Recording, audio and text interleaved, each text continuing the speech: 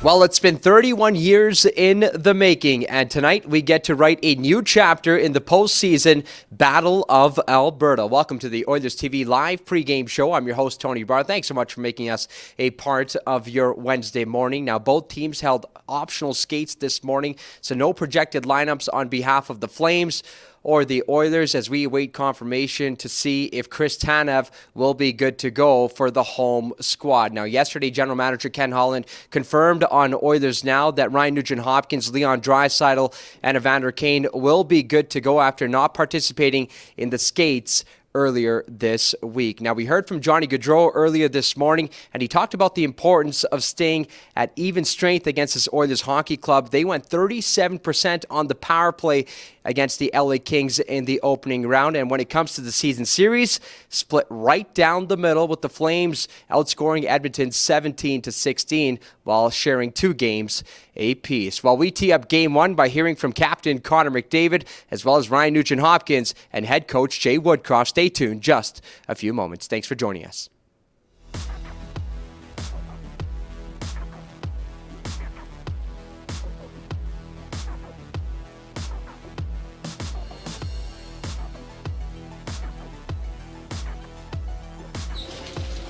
Guys? Jay, good morning. Good morning. What's kind of your sense having driven down or flown here and the morning has begun and the Battle of Alberta is set to go? It seems like the hype's been going on longer than a couple of days. Are you looking forward to getting on the ice? Yeah, I think so. I think we're excited for a new task, a new challenge, and it's one that we're going to attack with aggressive precision. Does a coach get nervous as a player would get nervous before a series? No, I don't think so. I think your confidence comes from your preparation, no different than a player. And we've done a lot of work to make sure that we're ready. All your players who were not on the ice yesterday will be playing this evening? How did Daryl put it yesterday? Something about it being the playoffs and the players who didn't skate are available, or don't ask. It's the playoffs about injuries or people who aren't playing. I think that's how he said it. I would say that anybody who didn't skate for us is an available player. Do you, you're doing tons of preparation and looking at film and all that. We're certainly tired of setting this series up, and it's only been a couple days. We're kind of looking forward to it starting. Do you run out of energy for preparation and want to get this thing going at some point? Yeah, I think we're excited to get her going. There wasn't a huge break in between series, so it feels like you're just picking up where you left off in the last series. As I said, it's a new task and new challenge, and we want to attack it with aggressive precision. But for us, most importantly, we want to be fast. We want to be the first mover. We want to put an emphasis on speed. For us, speed trumps perfection. This is a much bigger team than the one you played in the first round. It'll probably be tougher to control the front of your nets. Is that a coach's strategy thing or a players have to play harder thing? Well, I think there's things that we can do defensively and things that we can do offensively. And in the end, this is something that we talked about yesterday, was that I think the team that's going to come out on top is the one that's willing to pay the price and the one that's willing to do it harder and for longer. Is there something specific you look at or see in determining when you'll play McDavid and Draisaitl together as opposed to keeping them apart? No. I want to ask you. Hi, Peter. Hi, nice to see you. What's Dave Manson brought to this group? Not maybe just even on the ice, but a presence and how he's kind of helped that part of the game. Well, how did Connor and Leon put it the other? He said he's his ride or die. Dave's my ride or die guy. He is someone that I hired 4 years ago to be my assistant coach in Bakersfield. I put a lot of time and effort into finding the right person. And right off the bat, we clicked.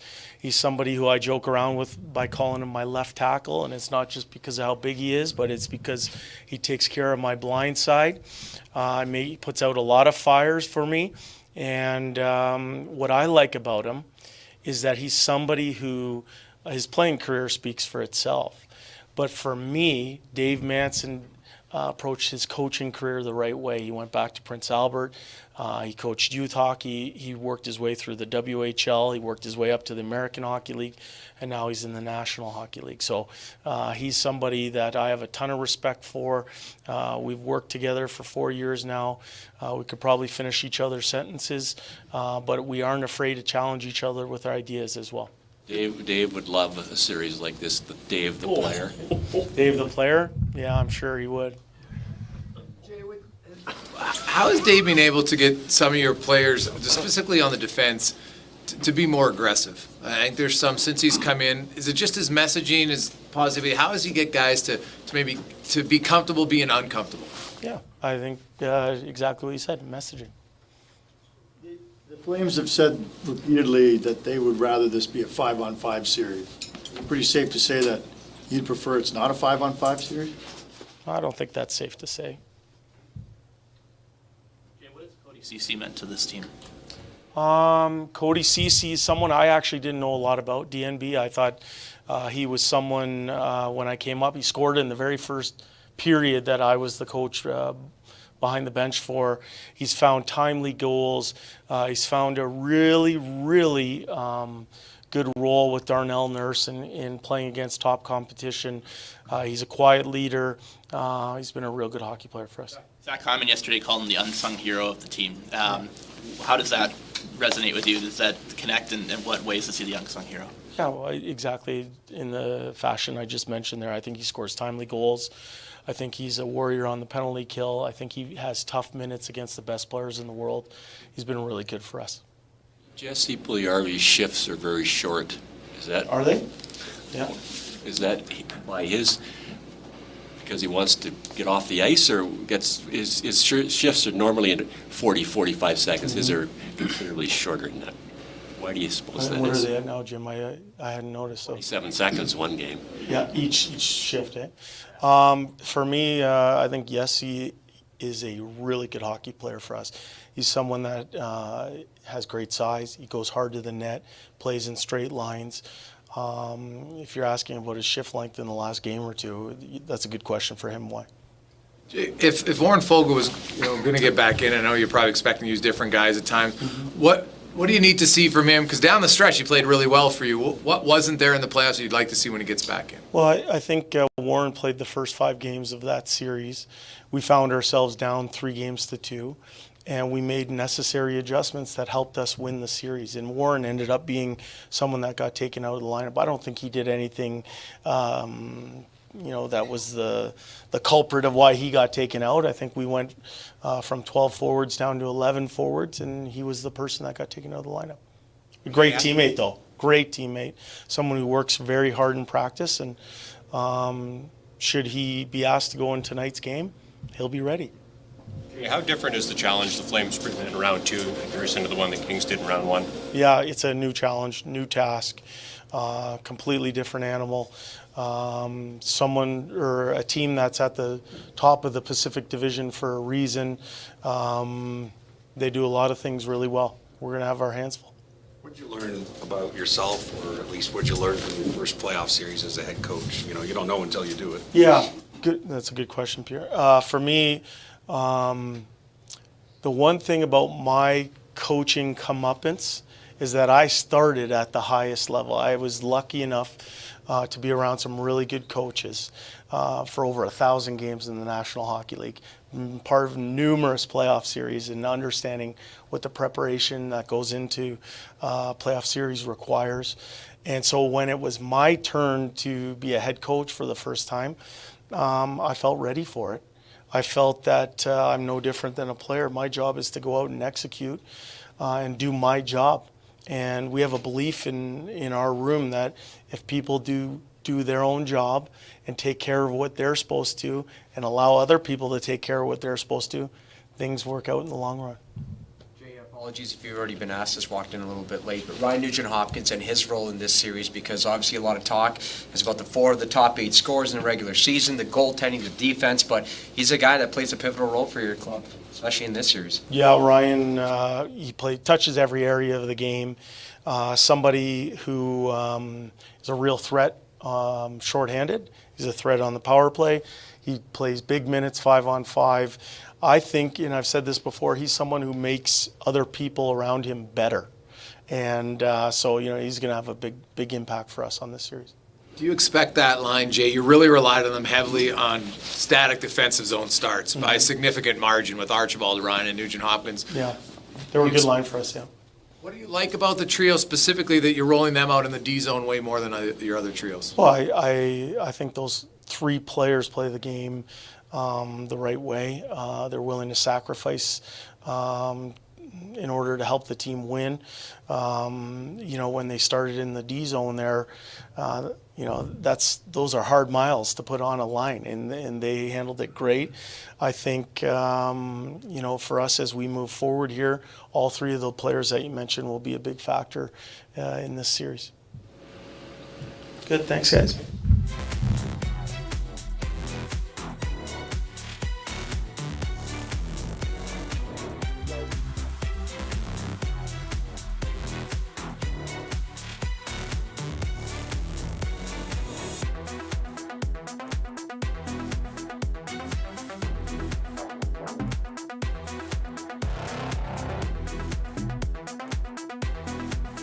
Kind of the energy with the team today. There's a lot surrounding this, but I know you guys need to try and shut some of it out. But where are you at? You think? Again, similar to Game 7. Not a ton different. Obviously, there's going to be lots made about the Battle of Alberta and whatnot, but it's still hockey out there, like I said before, and you have to find a way to play our game. Connor, some guys like to take the morning skates off. You and Ryan are veterans. What is it about why you like to be on the ice in the morning skate today? A couple days off, only 1 skate. We've been skating kind of before games, so just keep the routine going. The no travel in this series, how much an advantage is that physically? Does that allow you guys to play more minutes, do you feel? I don't know. I haven't really thought about that, to be honest. Sorry. Been around a long time, and this is your first playoff series against your rivals. What's it like? You probably wondered for many years if it would happen, and what's it like now that it's here? Yeah, I think like Connor said, doesn't matter who the opponent is. Obviously, we need to have the same mentality of going out tonight and winning a hockey game. But at the same time, I know fans around Alberta have been waiting a long time for this, and myself, at some point, I knew that. You figure you're going to face them in the playoffs, so definitely excited. But at the same time, it's another round, and we need to come out on top, obviously, and it starts tonight. Some of the top producers in the league are in this series, Connor. What's the balance between having that high-octane ability, but also understanding they have it too, and needing to kind of manage both sides of it? Yeah, I think you've seen both sides when we've played each other in the regular season. We've seen low-scoring, tight-checking games, and obviously last time we were in here it was a 9-5 gong show, pretty much. So, obviously we. We want to be a checking team, and obviously that's the brand that they want to play as well. So, kind of depends. I think you'll see low-scoring nights, and maybe some nights there's a couple more goals, but I would expect it to be a pretty tight checking series. Connor, Matthew Tkachuk said you guys got to know each other a little bit in Toronto, training over the summer. What is that relationship like? Yeah, he trained up with Gary there a couple of summers, and obviously in the summertime it's pretty light, and guys are trying to get ready for the season and whatnot. So I know him a little bit. Played an all-star game with him, or maybe 2. So yeah, know him a little bit. That's all. That 9-5 game was a ton of fun from where we're sitting. You guys were real happy when it was done. Was that a moment where was that a place where this team looked in the mirror a little bit and said that, straight goal, we got to do something about this? I think it was more of a case of just not a very good night. We had been playing well before that.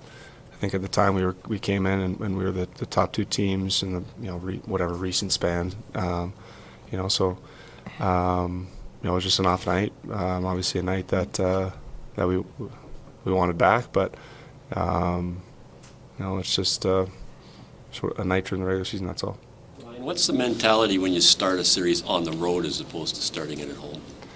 Well, I think it should be the same mentality of keeping things simple early and establishing our speed in our game right away. And that's kind of the mentality that we had at home in Game 1 against LA, and that's the mentality we're going to have tonight. So it shouldn't change too much. How would you describe Cody Cece's role and importance on this team? Very important piece. He plays hard minutes. Big man, defends real well. And pitches in obviously offensively every now and then, and obviously a huge goal last game. So he's a big part of our team for sure. Might be underlooked by fans and media, but I'm sure within the room it's probably a different feeling, right? I think those guys definitely go unlooked. You look at even a guy like Chris Tanev on their team. Probably doesn't get a ton of media attention, but makes it hard to play. Makes it hard for the other team, and those guys are so valuable. So he's our guy, and plays hard every night. There are lessons to be had whether you win or lose. But what was the biggest thing that you learned about your group coming out of that 7-game series against the Kings, and how you can apply that beginning tonight? Well, I think it's something that we've known throughout the years, our resilience and our never giving up kind of attitude. And obviously you're down 3-2 on the road. It's a tough situation to be in, and the way that we played that game and then brought that same energy back to Edmonton, I thought was really good for our squad. And we went through some adversity like every other team this year, and we've battled through. So it's something that we've known throughout the year, but it's obviously when you can bear down and get it done at the important times, it says a lot about your group. Our ebbs and flows are a part of playoff hockey, within the game, within the series. But Jay Woodcroft talks about the baseline. What do you feel like this team is in establishing that baseline right now?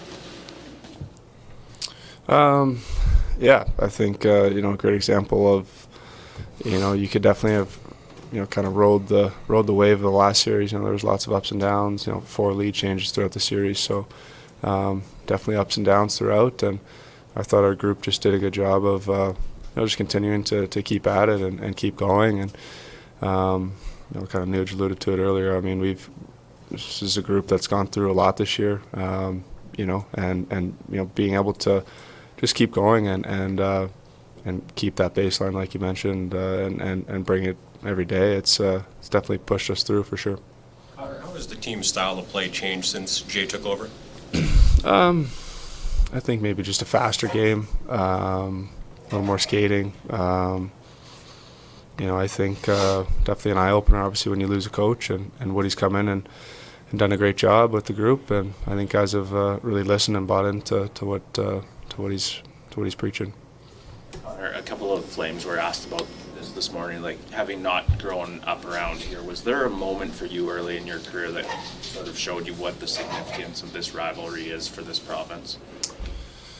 Yeah, that's a good question. I think, unfortunately for a long time, the Battle of Alberta hasn't meant a ton. But definitely you can just feel it in the arena every time that these two teams meet. Just the fans and the energy in the building is always great. So I wish I had a specific moment, but no. Just kind of following up on that, I mean, you mentioned that there really kind of wasn't a Battle of Alberta for many years. Just considering all the awards, the accolades you've gotten, does it mean anything to you to know that you've been a part of the core that has, for lack of a better term, reignited one of the best rivalries in hockey? Again, I haven't really thought about it like that. This is a playoff series, and obviously it's one that's going to get lots of interest from fans and media and whatnot. But for us, it's a playoff series. We got to find a way to win, and it doesn't really matter who we're playing. So, it's fun that it is the Battle of Alberta, and it's Edmonton, Calgary, and it hasn't happened in a long time. And to be a part of the first one in a while is exciting. But ultimately, it's a playoff series, and got to go about our business. What do you guys know about the type of hockey that was played when the Battle of Alberta when it was in its prime? Oh, I think the game has changed a decent amount since then, but obviously an intense rivalry back then. And I know you talk to fans that kind of grew up watching that. Obviously, a lot of fun for the province. You guys are the perceived underdogs in this series. A lot of people are picking the Flames to win it. Do you care less what people are predicting that way? Can you feed off it, or is that all white noise? Yeah, I mean, I'd never even really thought about that either, to be honest. But for the underdog, great. We definitely believe in ourselves. We believe in our group, and it doesn't really matter what the fans or the media have to say. Connor, you've really changed, or maybe changed the wrong word, but you're fourth on the team in hits. You got 21 hits. Everybody saw the huge hit on Dursey. A lot of people said that really kind of sparked your team. Not every guy's really comfortable. Some guys don't really know how to deliver checks properly. You've done that a few times. Are you adding power forward to your resume a little bit here? It's just it's a group mentality. We obviously want to be a physical group, and I'm part of the group. And if other guys are going to lay it on the line, I obviously have to do the same thing. So that's what it is. When you think back to watching old YouTube videos or talking to fans, is there someone on your team who you think would thrive in that kind of gong show, early 90s style hockey? I mean, Cass would probably love to play back then. I mean, obviously, like I said, it's a little different hockey. I mean, guys just run around using their sticks, whacking everybody. But it looked like a lot of fun, and I think tonight should be a lot of fun for us as well. But like Connor said, I mean, it's just it's another playoff series here, and we have to put our best foot forward starting tonight.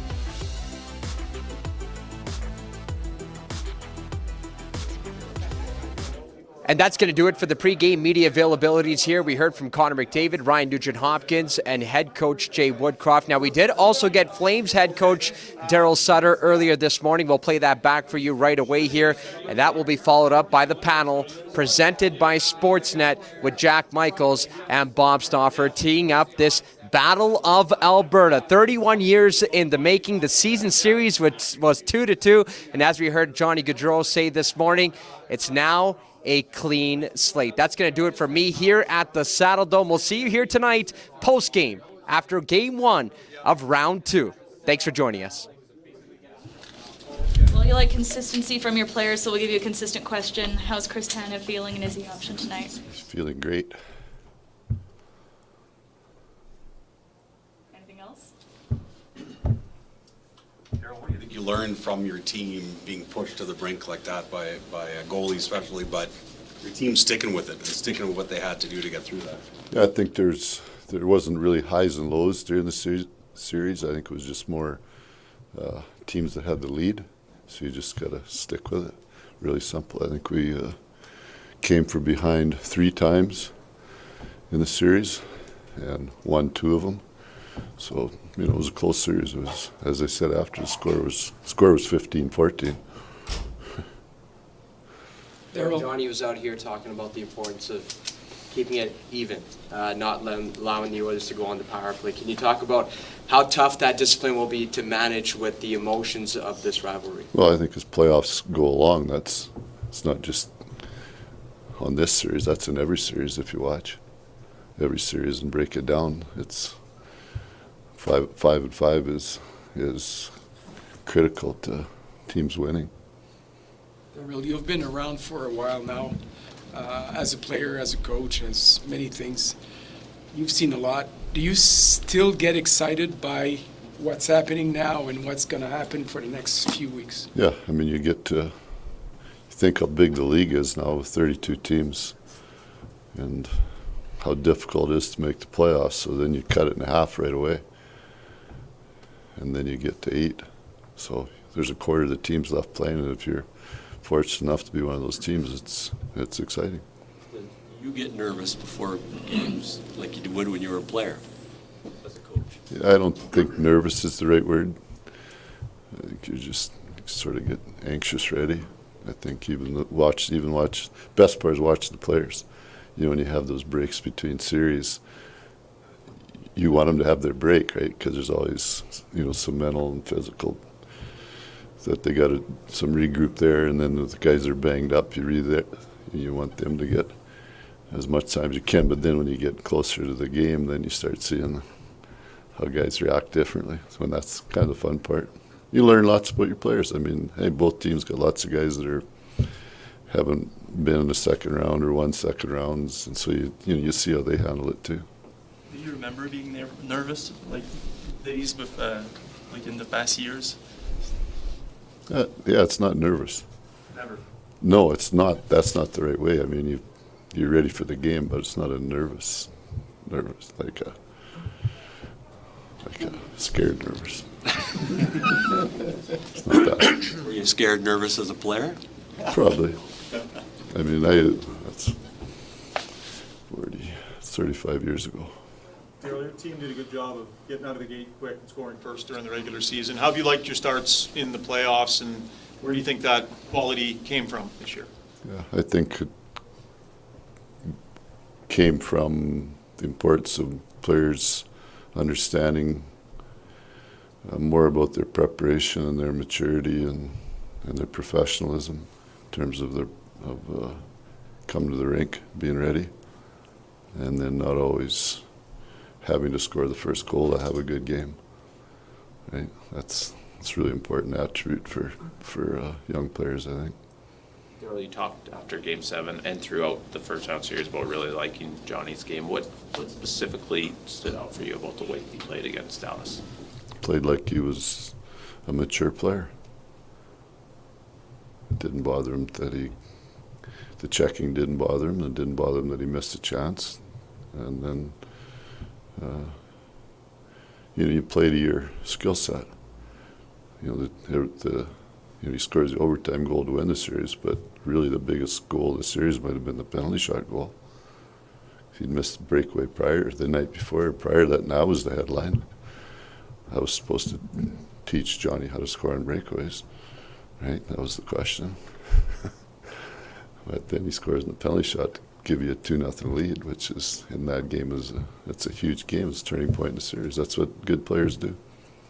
You talk about maximizing a skill set. What can Matthew Tkachuk bring to this series with his skill set? He's a playoff type player. Should be lots of traffic and play with discipline and play his game. It's not about individuals, it's about lines and pairs and 5s and 6s. There's a lot of talk about Kachuk, a lot of talk about Goodrow, but Elias Lindholm is a finalist for the Selke Trophy. Is this the perfect stage for him to prove that he has the value to be there as much as Patrice Bergeron or O'Reilly or Barkov? Well, that's a regular season award. Do you feel like there's another level your team can still hit just in terms of performance in this series? Well, if we don't, then we won't win. I mean, I'm not saying it because we're playing Edmonton, but you know, they have 2 Hart trophies and Hart Ross trophies and things like that. So, and we don't. So that means that we have players that have to elevate their game. It's really not that hard to figure out when you think about it.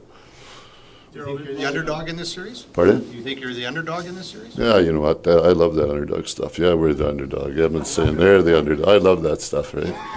I mean, so I love it. I think the best part is that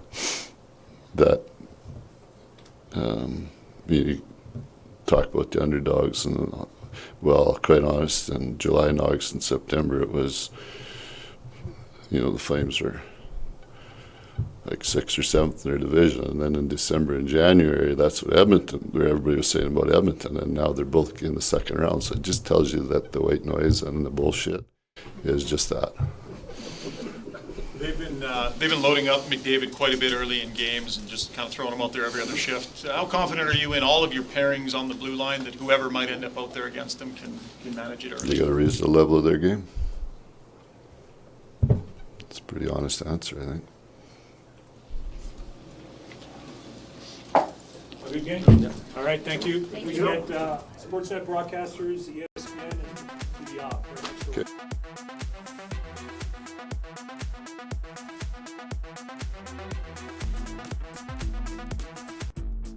Well, for the first time since 1991 and 6th time in NHL history, we have a playoff Battle of Alberta as Edmonton and Calgary are set to meet in the second round of the Stanley Cup Playoffs. I'm pleased to be joined by Jack Michaels and Bob Stauffer. This is the panel presented by Sportsnet. And Jack, it's a star-studded affair. 4 of the top 8 point scorers from the NHL's regular season meeting in this series, and it was seemingly the best players on each team coming through in Game 7. Well, that's true. I mean, Johnny Gaudreau put to rest any lingering playoff demons he might have had.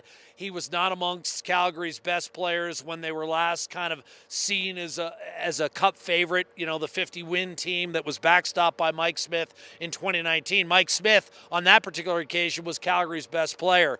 But Johnny Gaudreau, in the clutch, comes through with a Game 7 overtime winner and rewards a Calgary club that, very much like Edmonton in Game 7, deserved its victory. They outplayed Dallas, historically speaking. And quite frankly, when you put up 67 shots on the other team's netminder, that guy is going to get a lot of attention in Jake Ottinger. But what shouldn't be lost in that Game 7 Calgary victory was how well the Flames played lines 1 through 4, much the way Edmonton got some positive minutes out of Jesse Puljujarvi and Zach Kassian in their Game 7 victory.